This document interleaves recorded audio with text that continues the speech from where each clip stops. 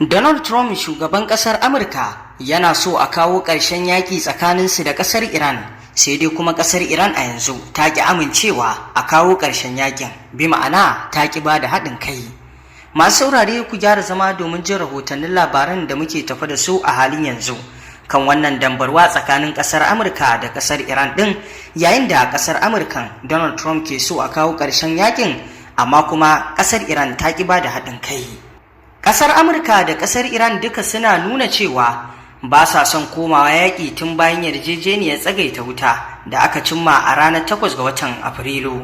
Dukkaninsu sun ƙi amincewa kurarin da suke yi wa juna ya sake jefa su cikin yaƙi tsindin bayan yarjejeniyar da Qatar da Pakistan suka shiga tsakani aka cimma. Har yanzu akwai sojoji da kayan yaƙi na sama da na ruwa na Amurka jibge a kusa da ƙasar Iran. Hakanan akwai tabbacin cewa ita ma ƙasar Iran ta sanya sojojinta cikin shirin ko ta kwana, kuma ta yi amfani da lokacin tsagaita wutar wajen ƙara ɗamara da kuma gyara wuraren da Amurka da Isra'ila suka lalata mata. Barkewar yaƙi a yankin Gulf abu ne da ƙarar zai buɗe hatsarin rashin sanin abin da zai iya faruwa, ko mu ce zai iya zuwa ya komo tsakanin ɓangarorin biyu. Amurka na ƙoƙarin ci gaba da matsawa Iran domin ta sassauto ta hanyar nuna cewa tana nan kusa kuma tana iya tafka ta'asa. Ita kuma Iran tana tunatar da Amurka cewa tana nan kan bakarta kuma ba za ta yi ƙasa a gwiwa ba idan buƙatar mayar da martani ya taso. Za ta iya kai hari kan sansanin sojin Amurka da ma faɗin ƙasashen yankin Gulf.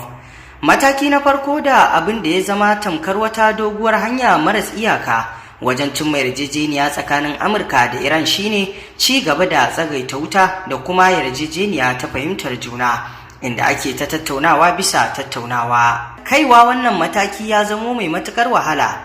Iran na neman diyya, misali ta hanyar cire mata takunkumi ko sakar mata kadarori kafin ta bude mashigar Hormuz, wanda hakan ya zama tamkar tushen duk wata tattaunawa mai kwari. A yanzu jiragen ruwa 'yan kalilan ne kawai ke ratsawa ta babbar hanyar tekun. Iran ta rufe ta tun bayan da Amurka da Isra'ila suka kai mata hari a ranar 28 ga watan Fabrairu. Kasar Saudi Arabia ta tura wani bangare na man fetur ɗinta ta tashar jirgin ruwanta da ke kan tekun Maliya, sannan kuma haɗaɗɗiyar daular Larabawa na da wasu 'yan bututu ta yankin mashigar gabar Oman, gaba da mashigar Hormuz. To amma duk da haka duniya na asarar kimanin kashi 20 na man fetur da gas ɗin da ya kamata ta samu da kuma sauran abubuwan amfani. Rufe mashigar Hormuz ya jefa tattalin arzikin akasarin yankunan duniya cikin bala'i, duk da cewa a yanzu Amurka ba ta dogaro kan man fetur ɗin da ke fitowa daga yankin Gulf, amma farashin man fetur a kasuwannin duniya shine ke tantance farashinsa a cikin Amurka.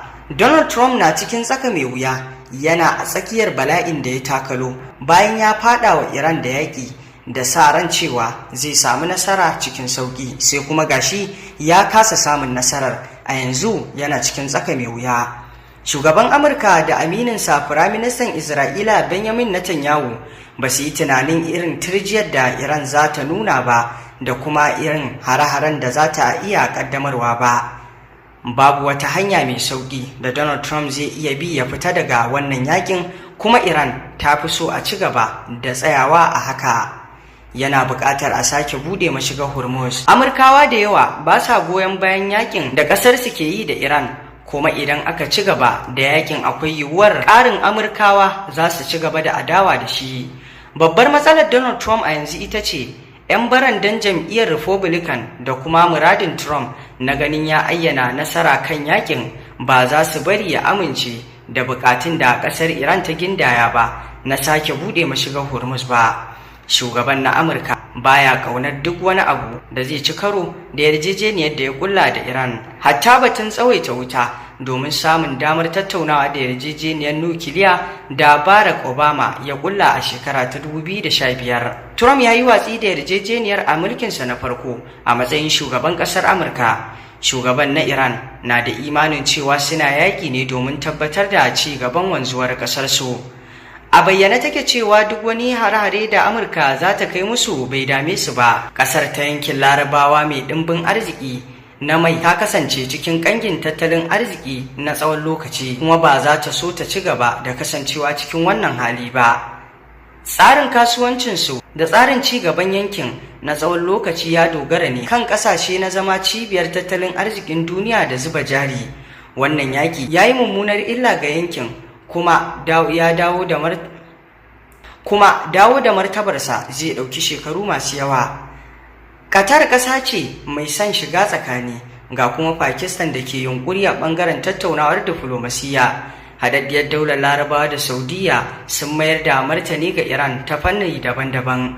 Daular Larabawa ta ƙara yaukaka dangantakarta da Isra'ila, ƙasar da ta aika da garkuwar kariyar hare-haren sararin samaniya ga ƙasar, tare da dakarun Isra'ila waɗanda ke kula da su.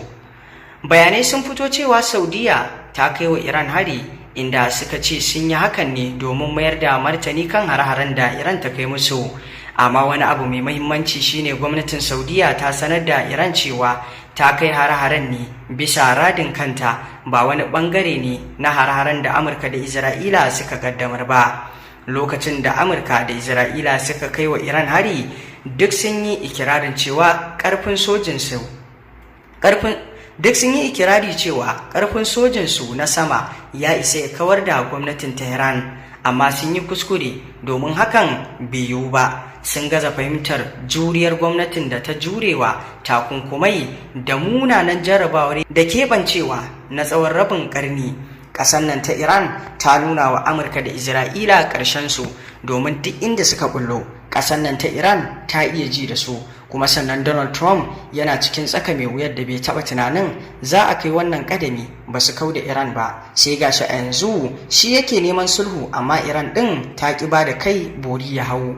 To masu saurare, kun ji da yanayin da ake ciki a halin yanzu, yayin da Trump yake buƙatar sulhu, Iran kuma ta ƙi ba da dama. Shin me za ku ce kan wannan al'amari, musamman ma ta fuskar yadda ake batu kan cewa waye ya yi nasara a cikin wannan yaƙi tsakanin ƙasar Iran ɗin da ƙasar Amurka, yayin da Donald Trump ke ikirarin nasara, inda Iran a nata ɓangaren take batun wato nasara ta tafi, saboda yanda wato take gwabza yakin nan, kuma har ta kai ga ƙasar Amurka da Isra'ila wato ba su iya kau da ita kamar yadda suka yi niyya ba.